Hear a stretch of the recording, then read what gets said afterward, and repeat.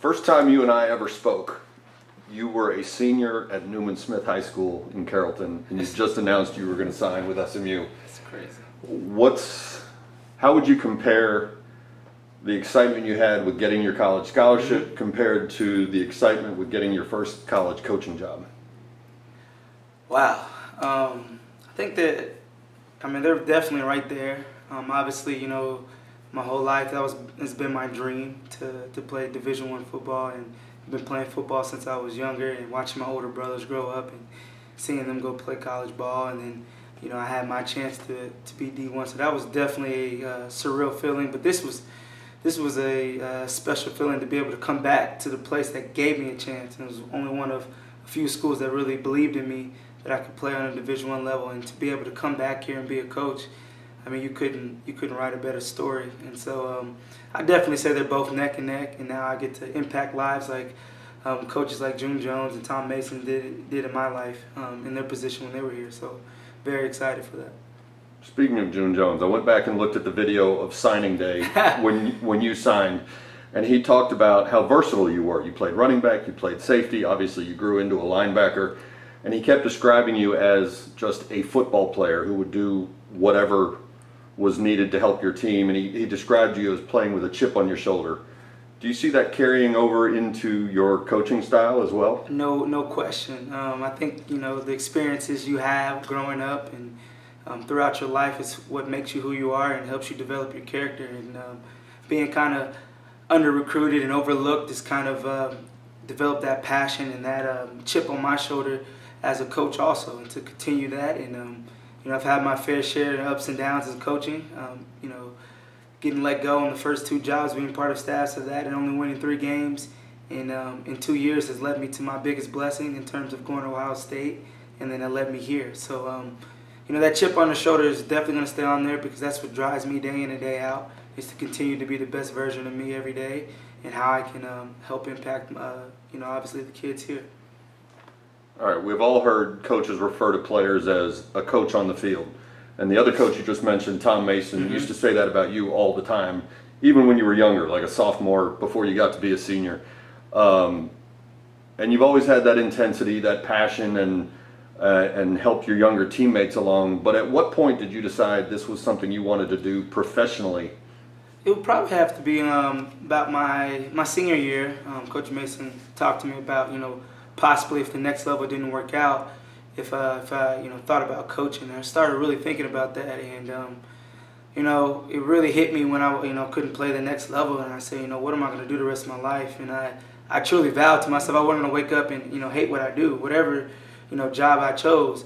And so I kind of figured out what is your purpose in life, and I come to where it's where passion and significance intersect. And I was like, okay, what am I passionate about? Well, football, okay, and then how can I make a difference? Coaching. I said, well, there it is. And so I wanted to be all in it. And it was funny when I was kind of feeling my way around as a volunteer assistant here, and then just kind of, I fell in love with it. And then I remember when I was heading to Hawaii, Norm Chow tried to call me, 3 weeks straight, tried to talk me out of being a GA, because he wanted to see if I truly was committed to this. And because obviously, in coaching, there's ups and downs and just kind of everything that comes with it. And I was like, all due respect, Coach, this is what I really want to do. And so that kind of, I took that mindset of being all in, no matter how tough it is, kind of grinding and just trying to find that opportunity to get that full-time job. And so, it took me 4 years, but definitely was, worth it, and everything that I've learned throughout that journey. When you were a volunteer at SMU and then followed Coach Mason out to Hawaii, right. What did you learn about coaching that you never knew as a player? Just in terms of all the time spent that these coaches spend around football and just being in the office, it's a different grind. Kind of players kind of look at coaches like, oh, they kind of know all the answers, but they don't really know necessarily all the time and effort that they put in just for that game plan, just for that one call, or just for that one play, or whatever it is. There's a lot of man hours into that and time away from family, and so it was an adjustment period. And obviously it might not be the physical grind that the players go through, but it definitely mentally and kind of inside of you just kind of go through a different grind. And so that's something I didn't know at first, but I experienced it in all kinds of different ways at Hawaii, and then obviously going to Ohio State was a notch up. But it's worth it. I've learned so much football because of it, and it's just kind of made me who I am as a coach today. You mentioned Ohio State. You went from a Hawaii job where the staff got let go to landing at one of the biggest programs in America. What were the circumstances or connections that led to you landing in Columbus, Ohio? I tell this story all the time to my guys. You miss 100% of shots you don't take. And so we got let go at Hawaii, so that's 2 years in a row, got let go. So I was like, wow, I'm 24 years old, back at home in my dad's house, and was like, what am I doing with my life? Like, I have no money. I just got let go twice on 2 staffs. Like, I'm like, is this what I want to do? And I was just like, I reached out actually to a strength coach that coached me. It was Coach Steve. He coached me for 1 year. And I said, man, I know he was at Colorado at the time. And I said, I know this is a who you know business. I'm not asking you to get me a job, but I'm just saying, hey, if you happen to see something, could you let me know? Because I'm really, really passionate about this. So fast forward, we got let go from Hawaii and back at home. It's around February or late January, and I see an opening on Football Scoop, of all places, right, that a GA got hired away. And I was like, man, should I shoot for it? I just tried to get on at NC State, didn't get on. Coach Chow was trying to help me with that, and so I shot him a text. It was 8 o'clock in the morning. I still remember exactly where I was. I was at my dad's house, in my bed, just kind of, when you wake up, you kind of look at your phone. And I shot him a text, and I said, you know anybody there? And he's like, yeah, actually I do. He's like, I'll send your stuff over, I'll contact them. So about 2 hours later, he gives me a call. He's like, they're actually about to go into staff meeting and talk about you and possibility. I was like, really? I was like, okay, whatever, So about 5 hours later, I'm talking ball, high school ball with one of my coaches, and I get a call from a Columbus area code. And it was Coach Larry Johnson. And I was just kind of like, I had to stop, and I was like, I got to take this, and I took it, and we started talking for about 15 minutes, and this was just, kind of God's purpose. It was this, that weekend was the convention, and it was in San Antonio. So it was like, okay, we're talking. He's like, man, I like what we're talking about, and let's set up an interview.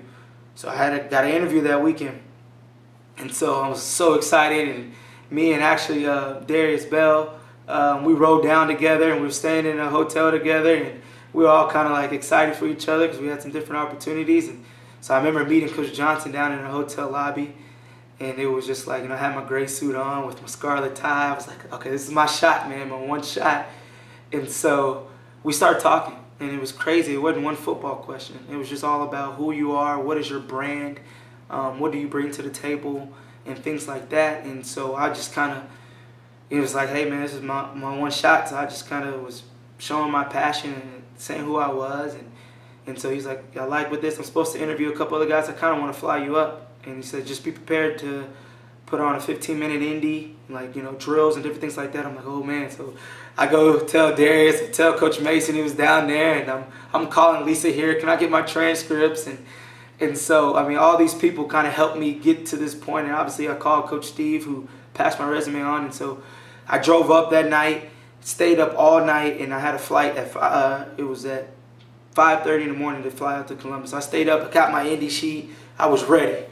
And so I actually get there, and we didn't talk one lick of football. He just started teaching me his drills. And so I meet Coach Fickle, I meet Coach Schiano, and I meet Coach Meyer. And this was the biggest thing that really stuck out. First of all, I was sitting in there by myself for 2 hours because they went in a staff meeting. So after we're taking notes, I'm like, are they trying to, kind of see if I'm going to get on my phone? And so I'm writing my notes, not touching my phone. I'm like, this is my only shot. So I get to meet Coach Meyer, and, Coach Johnson was impressed with my coaching philosophy. He's like, tell him that. And I tell him all that. And then Coach Meyer is like, that sounds like, chapter 2 out of a book. And I was like, oh. And so he was like, and his presence is definitely overwhelming. And it was just like, I don't need a data cruncher. I need a coach. He's like, who are you? Who are you? And so I wrote, later on, Coach Johnson offered me the job, and I took it. And I wrote that on my mirror every day when I went to Ohio State to challenge myself that I'm not here just to put data in, even though that's part of the job description, but I wanted to show him who I was and that, the person I am, the passion that I have. And it was crazy that the relationship I ended up building with Coach Meyer and obviously Coach Johnson, who's one of my biggest mentors, and Coach Shiano and everybody else. But that's kind of my path that kind of led me here. You know, and then obviously this opportunity came up, so it was pretty awesome. At Ohio State, you worked with the defensive line. And I did. I know, as we said, you played running back, you played safety, you played linebacker. Have you ever played defensive line at any level? I did not. But the best thing that Coach Mason did for me when I first get to Hawaii was work with the defensive line. And so obviously you know where they fit at and things like that. And I got to coach with Coach Lance Samaseva, who was a defensive lineman for Hawaii, but ended up you know, working his way up and was the D-line coach there. And he was a great guy, man, and let me coach. And I learned so much from him and obviously from Tom Mason. And so that was the start of it. And then obviously going to Coach Johnson, he wasn't looking for a D-line guy, and he really molded me. I mean, his thumbprint is on my career. And it's, you know, not just as a defensive line coach, but as a person and my style. And it was just unreal that the things that I've taught there, and I got to, it wasn't just like a GA, I actually got to coach. And I'm coaching the Nick Bosa's, the Sam Hubbards, the Taekwon Lewis, the Jalen Holmes in Indy. And he's over there coaching a group. It's not like, hey, he's looking on my shoulder to get these cones. I'm teaching technique. And so that experience has prepared me for this opportunity. There's a great video on YouTube. You knew this would come up, of you delivering a very passionate, animated speech to the Ohio State guys as you're getting ready to play USC in the bowl game. And it looked very much like you looked as a player on the sideline at SMU with your passion and enthusiasm. How much of that speech was scripted, or was that all spontaneous, moment? It was kind of a deal. We kind of knew we were going to get called up. We just didn't know kind of when, because Coach Meyer does some fun things during bowl games. The year before, we did a Players Coaches Challenge where I had to put pads on and actually tackle people before. And so we knew something was coming up, and we saw another, like, two guys, they got to speak like the day before, but one of the guys was like, hey, just be ready, I think you're going to be up. And so just something that was on my heart and something that I truly believed in, and it was a great opportunity. Now another invaluable experience that I got to get that I really can't put a price tag on, but it was just something that was so surreal. Coach Meyer is standing in the background of that video, and he looks like he's enjoying your performance. Did he give you any kind of feedback? Or? Yeah, he definitely liked it, but he's one of, he's definitely gonna tell you how he feels, and he said I did a good job. So you either one of these or one of these in his book, and he gave me one of these, so that was awesome. All right, so SMU hires a new coach in Sonny Dykes. Same sort of question about Ohio State. What were the circumstances? What were the connections that led you to landing your first full-time job at your alma mater? So obviously, you know, Coach Wilson, he actually knew Rick Hart here. Coach Tim Beck really helped me, Coach Meyer and Coach Johnson. But really, I kind of worked at TCU camp the year before, and I met some guys. I didn't meet Coach Dykes, but met some guys, and I knew he was coming from over there. So I ended up getting Coach Dykes' number, shot him a text, congratulations, kind of let him know who I was. Didn't hear nothing for 3 weeks. I was like, wow. I was like, man, I don't think I'm going to get this. So I'm getting ready to go to the convention again, and I had some people call, so Coach Wilson really called, Tim Beck did, and then later on Coach Johnson and Coach Meyer did. But I didn't hear anything from him, which deservedly so. He probably got 1,000 texts. You know how it is. And so it was kind of the night of. But one of my good friends there at Ohio State, Matt Turner, was like, hey, man, shoot the text, man. Just, you never know. So 3 weeks later, I'm actually eating dinner with my girlfriend before I go out to the convention in Charlotte. And I get a text back, and Coach Dykes texts me back like, I texted him 5 minutes ago. He was like, yeah, I would love to, you know, meet with you and talk to you. And so, you know, he's like, hey, I'm going to call you tomorrow. Well, he didn't call me until a couple more days. I'm like kind of anxious, like, oh, man, this is a test. I'm trying not to bug him, but I get it. He was on the road recruiting and great things like that. And so he's supposed to call me in the afternoon. He didn't call me in the morning. It was like 7 o'clock in the morning. And I'm asleep. Like, I'm like about to get up. And one of the little, the guys, I had an intern with me from Ohio State, let him shack up with me for the convention. He's like, wait a minute, Randall, Coach Dykes is calling you. And I was like, so I pick up, and he was like, you know, is this too early? And I was like, no, Coach, no, I'm good, I'm up. And so we talked for a little bit. He was like, hey, I want to get you in for an interview. So we set that up and got an interview, and we talked some ball, and it was a great experience. And kind of didn't hear nothing for a couple more days, really a week. had Coach Wilson really call, and he was basically saying, give him some time. He wanted to hire the defensive coordinator, which he did. And so it was a, kind of a 3-week process after that. So I had Coach Wilson call again, Coach Tim Beck, Coach Shiano, Coach Meyer, and then Coach Johnson. And ended up talking with Coach Kane on the phone and Coach Dearson. And then I got a call, I think it was signing day night. I think it was that Wednesday that they were going to go with me. And so that was a surreal moment. And so because I said, hey, Coach, I'm sorry if I was bugging you, but I really just, thought there was a great opportunity. He's like, no, that kind of was one of the reasons why. And I was just, so there was a lot of people that kind of helped me get this, to say there was just one person. I don't think there was. I think it was a group effort for a lot of people, Coach Wilson, Kevin Wilson, Coach Tim Beck, Coach Shiano, Coach Meyer, Coach Johnson, and then, those people just really reaching out and going to bat for me. And obviously there was people around here that, if I forget to mention, definitely played a part in it. All right, it's an easy assumption to assume you played at SMU, right? And SMU's got a new coaching staff. So of course this is where you wanted to be, no doubt. But you did have a few other options, right? So once you got an actual offer from Coach Dykes, was it instantly that you accepted, no doubt. Or was there a process? Did you make him wait a little bit? No, I definitely didn't make him wait a little bit. I don't think I was in that position yet to do that. But it was something I expressed to him throughout the process that I really wanted, and I knew it had to be the right fit for me to leave a special place like Ohio State, where I had another year to learn and to grow, to leave there, and then the bonds and relationships that I built with the players there. It was a very tough decision for me to even leave there, but it had to be the right fit, and SMU was the right fit. And so I knew I put my eyes on this was the job that I really wanted to try to get in on, and had that opportunity, was fortunate enough to do that. And so soon the offer, I definitely knew I had to, and talk with Coach Johnson about that, and all my other mentors, and Coach Mason and June Jones, that this was the right fit. And not necessarily just because this is where I played at and this is where it's home, but just kind of the commitment to the players and the commitment now to being a top 25 program, and that, where the program is headed and the momentum that the previous staff has built, and that the staff now has built throughout the short period of time they've been here. It's a group of guys that want to be here, that are invested, and that are committed to bringing in quality student athletes and to develop the players that are here. And it's a special place for me, I think, to get a quality education, to play one of the top programs or top conferences in America, as you see in the American. What else can you ask for? And I think we're committed to bringing back conference championships, and obviously New Year's Six Bowls in the plan. But it takes one step at a time, and that's just building it one day at a time, and we're committed for that. You talked about all the guys who helped you get here, including Coach Meyer and Coach Johnson.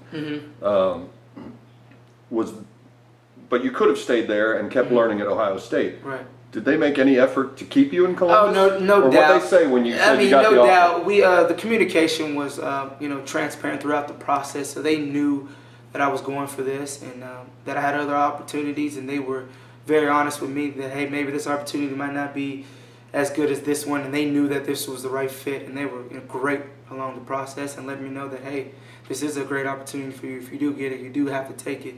And then there was other opportunities where they're like, hey, you might be better off staying here. And so you always appreciate that as a young coach, the honesty and the guidance from experienced coaches like Coach Johnson, Coach Meyer, Coach Shiano, Coach Wilson, and Coach Beck.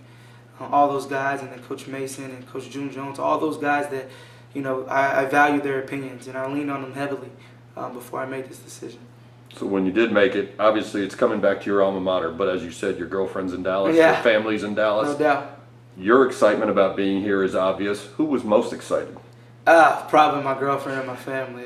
She started crying, and I was like, why are you crying? Shouldn't you be happy that I'm coming back? But obviously, my nieces and nephews and my brothers, my mom and my dad, it was a surreal opportunity because, I've missed many birthdays and many events and many family outings just to get that pursuit, and to be able to do what you love and your passion and your purpose in your home state, in your hometown, where your family can support you and be there every step of the way. That doesn't happen too often in this industry, and so, that was kind of a surreal moment. You're just starting to get to know your new defensive coordinator, Kevin Kane. Any major differences between what Coach Meyer and Coach Johnson wanted you to teach at Ohio State and what you're going to be expected to teach under Coach Kane's defense here? No, it's pretty funny because he was actually a graduate assistant underneath, Coach Chris Ash, who actually worked at Ohio State right before I got there. So there's a lot of similarities in terms of teaching, philosophy, and in terms of delivery and things like that. But one thing I appreciate him is he really respects us as a staff, and he's down to earth, and he's a guy that he's a grinder and he's passionate about what he does. And so I'm very, very excited to be able to work underneath him. And obviously my job is to execute Coach Dykes' vision and then execute Coach Kane's vision, as a defense assistant underneath him. And so that's my job. And but there's a lot of similarity because we kind of have some crossover, some coaches. He knew Coach Beck and things like that. So, obviously I'm going to, take what I've learned from Ohio State, make it my type of style and flavor, and obviously use that, but also use what Coach Dykes and Coach Kane, teaches also, because, it's my job to do that. When you played at SMU, some of your coaches would talk about wanting recruits to meet you because of your enthusiasm and your love of this school. What do you think it's going to be like when you're out on the road actually recruiting for your alma mater? It's unreal, but I think the biggest thing is being back in Texas, because I'm a product of these Texas high school coaches. And I believe this with all my heart. The high school coaches is the greatest coach because they don't get to pick their personnel, and they're in it for the right reason. They're in it to change lives. And I had a couple coaches that really changed my life. Paul Ressa, Clint Surratt, Terry Smith, and Matt Lawrence, and then Tom Newman and Mark Sullivan. All that Newman Smith staff really poured in and invested in me, not just coached me. They really invested value in me, and they changed my life. So I'm a product of these Texas high school coaches, of a kind of a overachiever, not fast enough, not big enough guy that's just fast enough on the football field, but that just really plays hard and loves the game. I'm a product of them, and then so. That's what I'm gonna tell them. Because of y'all, I'm able to be here today, to sit in your office, and because I'm able to live my dream because of what you do. And so the door is always open, and whatever they need, whatever they want, they can have. And so it's a great opportunity for me, and I'm excited for that. All right, you hear people talk about players who reflect the personality of their coaches. No doubt. Do you anticipate the defensive ends taking on a Randall Joyner personality? And is that important to you? And if so, how do you instill that in them? I think it's important for them to be themselves, but there's some things that I definitely believe in terms of having, passion. We call it juice, and that's passion, plus energy equals production. And so that's kind of, a little bit of my style, who I am. I'm going to have relentless juice day in and day out, and that rubs off on people. People want to be around people that really love what they do and are excited about that. And then next, I'm going to have tough empathy. And what is that? That's having, a balance of respect of my player's perspective, but also the task at hand. There's a job that I have to do. And then lastly, I want to be a transformational investor. And there's a difference between being a coach and an investor. A coach is a guy that just coaches technique and that just cares about the result. I want to invest in their life. I want to invest so much value in my players' lives that I earn the right to challenge them and to encourage them to reach more than they ever thought they could. And so that's kind of who I am and what I want my players to do. Now, obviously, they're going to be their own selves, and that's important. Being a 18 to 22-year-old to find themselves. But that's why I coach college. It's to help them with these fundamental life skills and them figuring out who they are and providing those skills and equipping them to succeed in this world. And so I'm excited about that. All right, you just mentioned the age of your players. Some of these guys, the 22-year-old guys, are only 4 years younger than you are. Right. Do you have any concern at all about the way some of the older players will look at you and think you're not a whole lot older than we are? I don't. I think it's important to separate that I am a coach and that they are a player. But the biggest thing is just to earn their trust. And how do you do that? First of all, it's through connection. Repeated experiences of showing that I care. Next is character. Repeated experience of doing what I say I'm going to do. And then lastly is competency. Repeated experiences of me making them better. And I really firmly believe that if you can do that, you earn the trust of those players, they'll respect you. And trust is not granted because of my position, because I'm a defensive ends coach. It's because those repeated experiences of that. And it's going to take time, and I'm going to earn that trust. And obviously there's going to be a respect level. And, you know, obviously because of my position, yeah, I'm young, but I think I'm very experienced in terms of what I've learned from everybody else. And earning that trust is the most important part, and that just takes time. And, you know, people thought that when I was going to Ohio State, and the same thing at Hawaii, and it just takes time. And so you just spend time, you show them that you care, you do what you say you're going to do, and then you make them better. You earn trust and you earn respect. Okay, you are young, but you're back in your hometown. You're officially a coach at SMU. Mm-hmm. You're a member of this staff. How much has that sunk in, and what do you expect your emotions to be like as you get ready for your first round of hitting the recruiting trail or your first round of spring ball, and then in the fall, your first season? It's still kind of numb to me. I feel like, you know, like this is, you know, I'm in a dream. I'm kind of walking like, man, okay, when am I going to wake up? But I'm excited. I'm excited to hit the road recruiting. It's one thing I look forward to is building relationships with the high school coaches and the players. I really love that, and just that grind aspect of doing that, being a relentless recruiter. And I'm excited just building the bonds with my players. I think that's the one thing I truly love about coaching and why this level is building those bonds. And that's what made it hard for me to leave Ohio State. But I kind of get my own room. I learned from the best of how to build that, to motivate out of love and not out of fear. And to just build that closeness and that bond. That's the thing I'm looking forward to. Yeah, the X's O's are there. I mean, that's exciting, and that's, you know, I have the passion for that. But the reason why I coach is the relationships and to build young men to be men and to be productive citizens in this world.